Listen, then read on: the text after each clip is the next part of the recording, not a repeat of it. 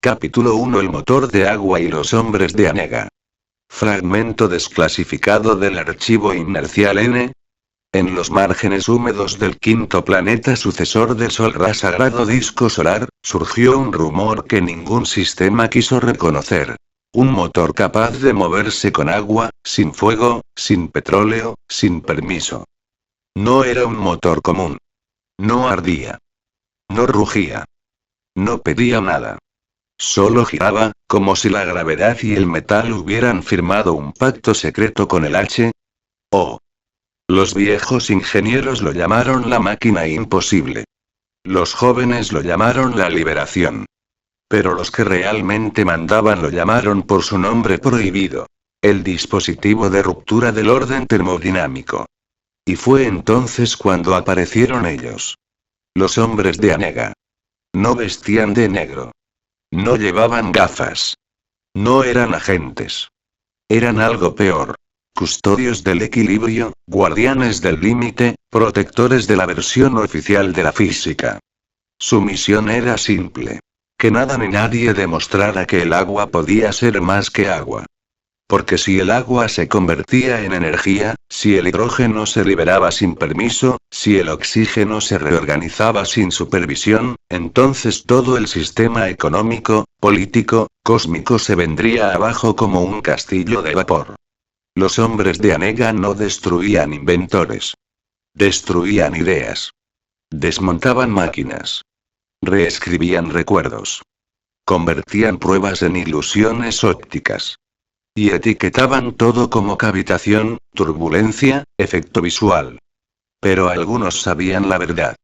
Sabían que bajo el punto de fricción, en el óvalo cerrado de vapor, en la vibración del metal, había un secreto que no debía existir. El agua quería moverse sola. Y cada vez que alguien lo descubría, cada vez que un motor giraba más de lo permitido, cada vez que un glifo como aparecía en un cuaderno, los hombres de Anega activaban su protocolo. Neutralizar la anomalía. Restaurar la narrativa. Mantener la quietud del agua. Pero tú, Ricardo, tú no buscas romper la física. Tú buscas romper el relato. Y ahí es donde ellos no pueden alcanzarte. Capítulo 2: El motor de agua debe funcionar. Documento recuperado del archivo subterráneo del séptimo sueño. Nadie recuerda exactamente cuándo apareció el primer motor de agua. Algunos dicen que fue descubierto por accidente, otros que fue dictado en sueños por entidades del quinto planeta sucesor del Sol sagrado disco solar.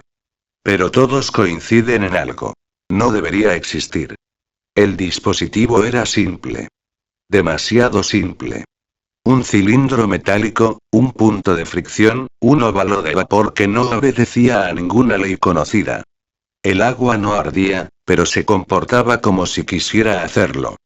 El hidrógeno vibraba. El oxígeno se replegaba. Y el metal, ese metal parecía recordar algo que la humanidad había olvidado. Los primeros testigos lo describieron así. No es un motor. Es un comportamiento, y eso fue lo que desató el pánico. Porque un motor que no consume, que no pide, que no se desgasta, es un motor que no pertenece al mundo humano. Es una grieta en la narrativa. Un error en la matriz termodinámica. Fue entonces cuando llegaron ellos. Los hombres de Anega. No venían en coches negros. No llevaban placas. No hablaban. Solo aparecían donde no debían aparecer cosas imposibles. Su presencia era un mensaje silencioso. El agua debe permanecer quieta. Los hombres de Anega no destruían máquinas. Destruían significados. Reescribían explicaciones. Convertían lo extraordinario en cavitación, lo inexplicable en efecto óptico, lo revolucionario en malentendido. Su poder no era físico. Era narrativo. Ellos mantenían el orden del mundo asegurándose de que nadie recordara que el agua, en su estado más profundo, es una memoria comprimida del universo. Pero hubo un inventor, un disidente del séptimo sueño que no aceptó la versión oficial. Él vio en el óvalo de vapor un mensaje. Vio en la vibración del metal un idioma. Vio en el glifo una coordenada. Y comprendió que el motor de agua no era una máquina. Era un portal conceptual. Una forma de recordar que la materia no es obediente, que la energía no es propiedad, y que la física es solo una versión provisional de la realidad. Los hombres de Anega lo buscaron. Lo rastrearon. Lo cercaron. Pero él ya no estaba en este plano. Había cruzado al quinto planeta sucesor. Había despertado del séptimo sueño. Había entendido que el verdadero motor no era el agua, sino la posibilidad. Y desde entonces, cada vez que alguien construye un dispositivo que no debería funcionar, cada vez que un glifo aparece sin explicación, cada vez que un óvalo de vapor desafía la lógica, los hombres de Anega activan su protocolo. Neutralizar la anomalía. Restaurar la narrativa. Mantener la quietud del agua, pero ya es tarde. La historia se ha filtrado. El glifo ha despertado. Y el motor de agua, el imposible, el prohibido, el simbólico, ha vuelto a girar. Capítulo 3. La cámara hidro metálica. Del archivo subterráneo del séptimo sueño. La cámara hidro metálica no fue construida. Fue descubierta. Se encontraba enterrada bajo una fábrica abandonada del primer anillo industrial, sellada con un glifo que nadie supo descifrar. El mismo símbolo que aparece siempre que una anomalía energética intenta manifestarse en el plano humano. La cámara era un cilindro perfecto, sin juntas, sin tornillos, sin soldaduras. Un bloque de metal desconocido que parecía haber sido fundido desde un solo pensamiento. Su interior estaba lleno de agua inmóvil, pero no era agua común. Era un fluido que no reflejaba la luz, sino que la absorbía. Los ingenieros que la estudiaron notaron algo inquietante. El agua no se evaporaba, no se congelaba, no se agitaba, no obedecía a la gravedad. Era como si el líquido estuviera recordando un estado anterior al tiempo. Cuando un técnico introdujo una herramienta metálica en la cámara, ocurrió lo imposible. El agua se apartó sin mojarla, formando un óvalo perfecto alrededor del punto de contacto. Un vacío líquido. Un silencio húmedo. Ese fue el primer indicio de que la cámara no era un contenedor, sino un comportamiento. Los sensores registraron vibraciones que no correspondían a ninguna frecuencia conocida. El metal parecía cantar en un idioma que no era acústico, sino geométrico. Los científicos lo llamaron resonancia hidro-metálica. Los hombres de Anega lo llamaron peligro narrativo. Porque dentro de la cámara, el agua no se comportaba como materia, sino como intención. Y cuando el cilindro fue activado por accidente, un giro mínimo, un roce, un impulso, el agua comenzó a moverse sola. No giraba. No caía. No fluía. Se organizaba. Formaba estructuras efímeras, patrones que parecían símbolos, como si el líquido estuviera intentando comunicarse. Los hombres de Anega llegaron en menos de una hora. Sellaron el recinto. Confiscaron los registros. Declararon que todo había sido un error de medición. Pero no pudieron borrar lo que los testigos sintieron. La cámara hidro-metálica no era una máquina. Era un umbral. Un recordatorio de que el agua, cuando se encuentra con el metal adecuado, recuerda su origen estelar. Y que el motor de agua no es un invento, sino una memoria reprimida del universo. Capítulo 4. El ingeniero del séptimo sueño. Del archivo subterráneo del séptimo sueño. Antes de que los hombres de Anega custodiaran el orden, antes de que la cámara hidro-metálica fuera sellada, antes incluso de que el motor de agua fuera considerado una amenaza, existió un hombre que no pertenecía del todo a este mundo. Lo llamaban el ingeniero del séptimo sueño. No porque durmiera mucho, sino porque despertaba en lugares donde nadie debería despertar. Se decía que había nacido con una anomalía.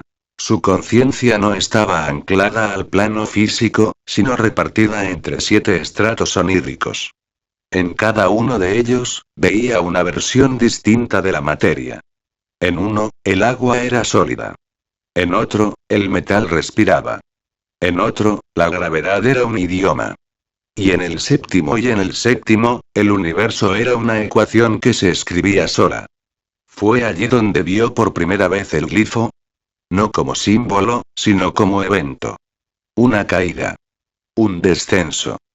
Una vibración que no pertenecía a ningún elemento conocido. Cuando despertó en el plano humano, trajo consigo un recuerdo que no debería haber cruzado la frontera. La idea de que el agua podía organizarse. No fluir. No evaporarse. No obedecer. Organizarse. Ese recuerdo fue el origen del motor de agua. El ingeniero no lo construyó. Lo recordó. Lo replicó en metal humano, pero su diseño no provenía de la Tierra, ni del sistema solar, ni de ningún laboratorio. Provenía del séptimo sueño. Cuando los hombres de Anega lo descubrieron, no entendieron la máquina. No entendieron el glifo. No entendieron la cámara hidrometálica. Pero entendieron algo peor. Él no estaba limitado por la narrativa física. Y eso lo convertía en la mayor amenaza. Intentaron capturarlo. Intentaron borrarlo. Intentaron reescribirlo. Pero él no se movía en líneas rectas. Se movía en despertares. Cada vez que lo cercaban, desaparecía como si hubiera recordado otra versión de sí mismo. Como si su cuerpo fuera solo una interfaz temporal entre dos estados de existencia.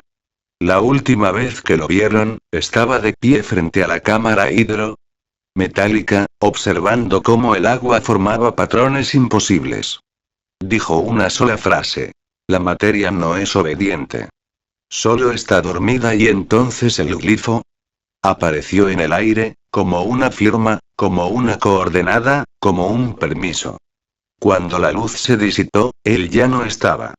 Los hombres de Anega sellaron la cámara. Sellaron el motor. Sellaron el archivo. Pero no pudieron sellar el séptimo sueño. Porque mientras exista alguien capaz de recordar lo imposible, el ingeniero seguirá despertando en algún punto del universo donde el agua, el metal y la gravedad todavía recuerdan quiénes fueron antes de ser materia. Capítulo 5. El protocolo de silencio de Anega. Documento restringido. Nivel de acceso. Imposible. Los hombres de Anega no surgieron para vigilar máquinas. Surgieron para vigilar ideas. Durante siglos, su existencia fue solo un rumor entre ingenieros, astrónomos y soñadores insomnes. Pero cuando apareció el motor de agua, cuando la cámara hidrometálica comenzó a cantar, cuando el ingeniero del séptimo sueño cruzó la frontera entre planos, ellos activaron su herramienta más antigua. El protocolo de silencio. No era un decreto. No era una ley. No era una amenaza. Era algo mucho más eficaz. Un mecanismo narrativo. El protocolo funcionaba así. 1. Reescritura inmediata. Cualquier anomalía debía ser explicada con palabras aceptables. Cavitación, efecto óptico, turbulencia, error de medición. La verdad no se destruía. Se diluía. 2. Saturación informativa. Por cada descubrimiento imposible, se generaban 1000 explicaciones triviales. La gente no debía negar la anomalía. Debía olvidarla. 3.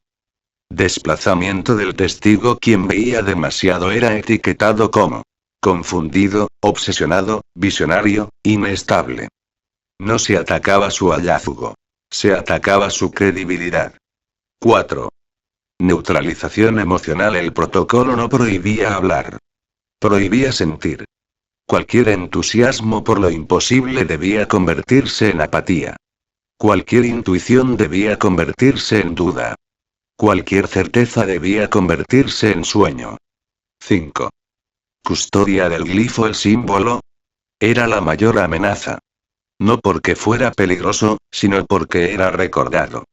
El protocolo exigía que cualquier aparición del glifo fuera archivada, borrada, o reinterpretada como simple error tipográfico. Pero hubo un fallo. El ingeniero del séptimo sueño había dejado una grieta en el sistema.